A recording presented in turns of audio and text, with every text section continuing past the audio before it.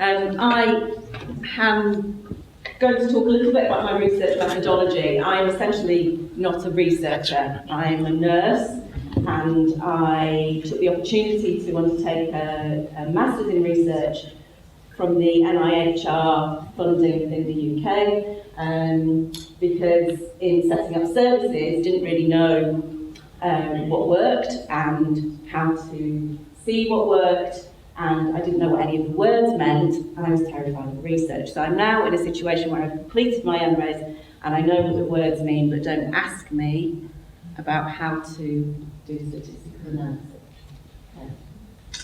Okay. I'll talk a little bit about the methodology for my research. This is me. I conducted my research on Twitter, so utilised Twitter, for those of you who know it or who don't, is a social media network. It creates, when we were talking earlier about the opportunities for integration between services and between people, between clinicians and researchers. For me, I've been doing Twitter now for 7 years and have learned more via my networks on Twitter than I ever have really in a classroom or within my workplace. So wanted to be able to utilise that learning and networking by having a go at conducting my research on Twitter. So I want to look, I have an interest and have just set up a service in a COPD specific service for palliative care, and was very interested in why we still don't have the access that we need to palliative care services for people with COPD. So I set up a specific page for the research on Twitter. So I have my page and I have the research page.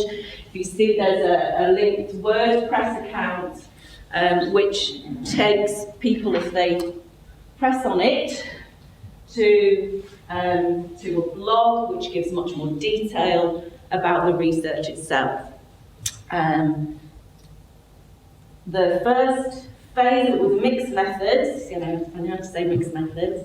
It was a mixed method, sequential exploratory study, and the first phase was a focus group. It was with healthcare professionals, GPs, respiratory doctors, respiratory nurses, respiratory physiotherapists, so essentially people that would refer patients to palliative care services. I followed lots of them on Twitter and they followed me back. I had conversations with them, I directed them to what I was doing. I then invited them if they wanted to participate in the focus group. So the focus group, and it's not a real focus group, we can't see people's faces, although I think there are ways to develop the media to be able to do that using conferencing and Skype facilities. It was really cheap. I did it from home and so did they. What I wanted to be able to do was conduct it on Twitter, but there were issues with confidentiality and access.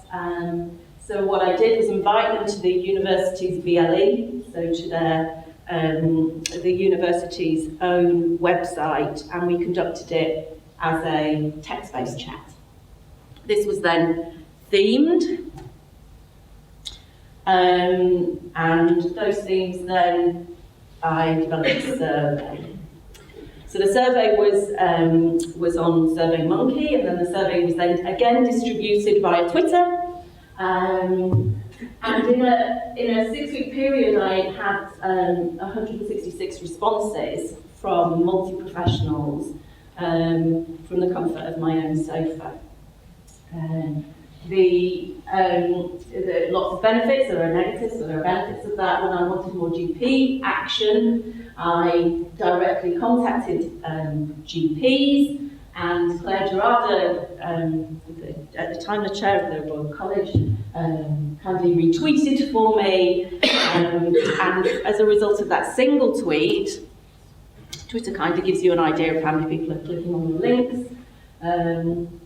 There were 74 engagements to that single tweet and 31 link clicks, and on that day I had 26 GPs complete the survey as a result of that. So it's just a way of doing it that when we look at integration and we look at coming out of our research and clinical, our research settings and into different clinical settings, that's a good way of doing it. Okay. The themes that we came up with, or I came up with, were that the barriers to palliative care for people with COPD aren't just about the service that we offer, the process or the systems, but they start right at the very beginning. And so that's the understanding of COPD and palliative care, what they mean. Recognising a point of referral, which is, we've already discussed today, which is heartening. And about what do we do with the level of integration of service. Okay.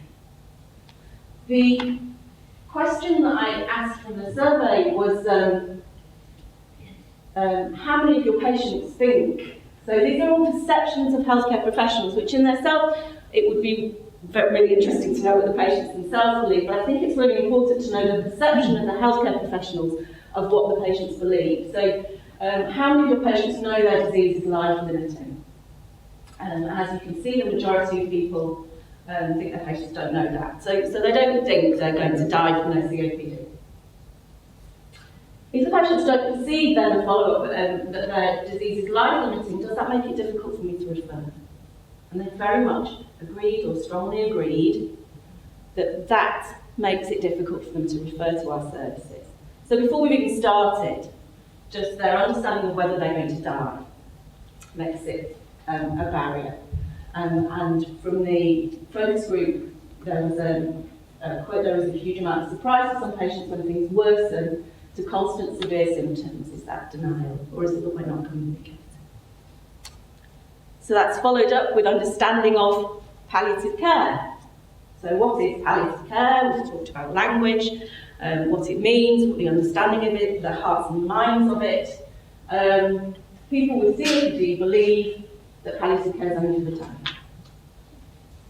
Yes, the healthcare professionals perceive that they think palliative care is only for people that are dying. They don't think they're dying, so they don't think it's for them. Okay. So if patients believe palliative care is only for the dying, it makes it difficult for me to refer. And it does. That question within the focus groups and within the open responses in the survey, what they said was, it's not difficult. My question, the way I phrased my questions was all wrong, right across it. I'm just learning. Is that it's not difficult for them to refer, it's difficult for the patients to accept.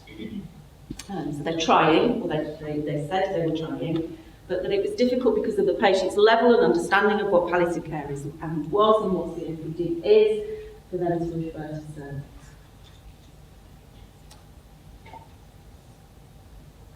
So the next phase is recognising. When I don't know when a patient's going to die, I don't know when to refer to palliative care. So it's still that connection to prognosis and dying is the connection to when to refer to palliative care services. It's still a barrier. Still a barrier because we haven't set up a needs-based referral service, and we certainly haven't in our area. So what I asked was,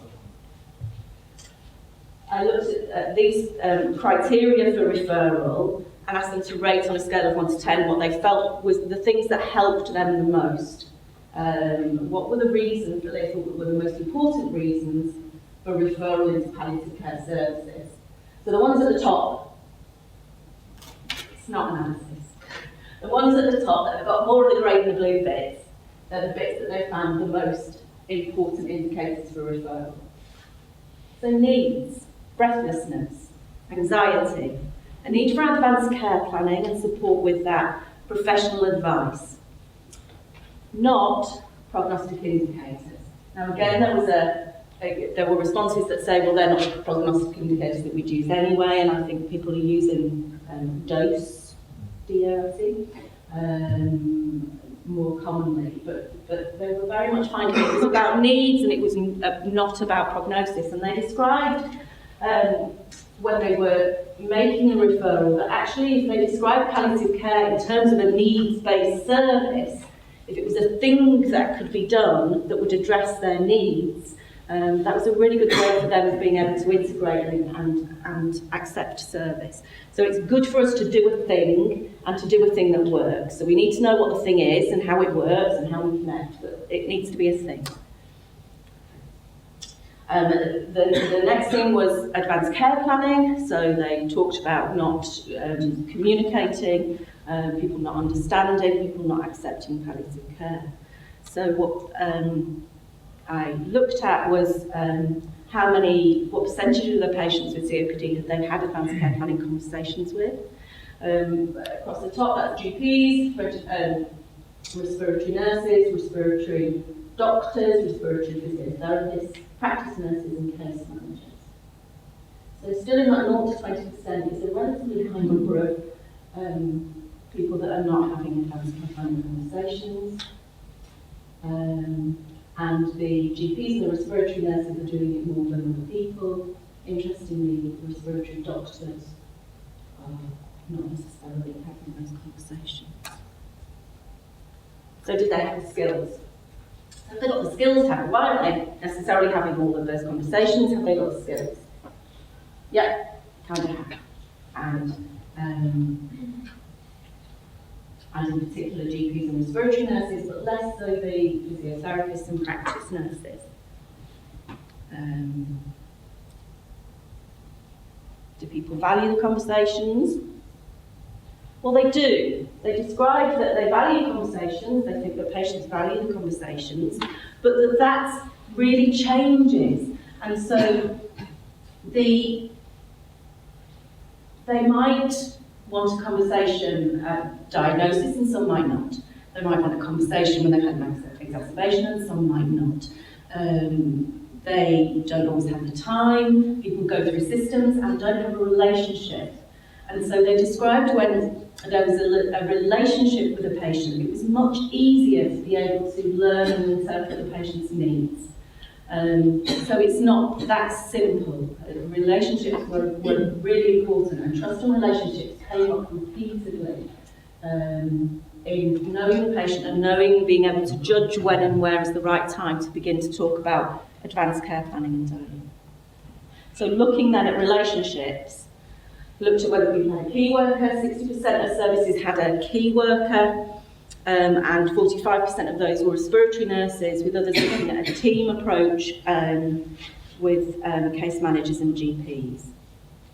There were mixed thoughts about that. 75% of them thought that aided integration and referral to palliative care services, but there were concerns that sometimes if it's a single person that coordinates that, then you're very much looking at subjectivity. So if that person, depends on what that person thinks that they should and shouldn't be doing, and you're very much reliant on them. So they talked very positively about a team approach to that level of support. So then we moved on to integration. So what I asked was what works. And for them, what worked was the things that they needed, and what really worked for them was a professional network, people having conversations, people talking, people knowing each other, us just getting in there and being part of one team, being involved in MDTs, going into their services as not being separate. What worked was specific service. So again, if there was a thing, if it was a breathlessness service, or a specifically designed service that was going to meet need, then that worked. The barriers directly related to service was still the perception that it's based on a cancer model, still the perception that in referring, we as a palliative care service push back and say you're not specialist enough, and the use of the word specialist came up multiple times. And their perception of specialist, and that somebody said that we as a service own what we think specialist is, and we utilise that to our own name, which I thought was really interesting. Specialist is what they said, specialist is what we want it to be. So they didn't know the point for referral, and they thought that we were still very much cancer-based. Networks, trust and relationships, and communicating and getting out there with things that work.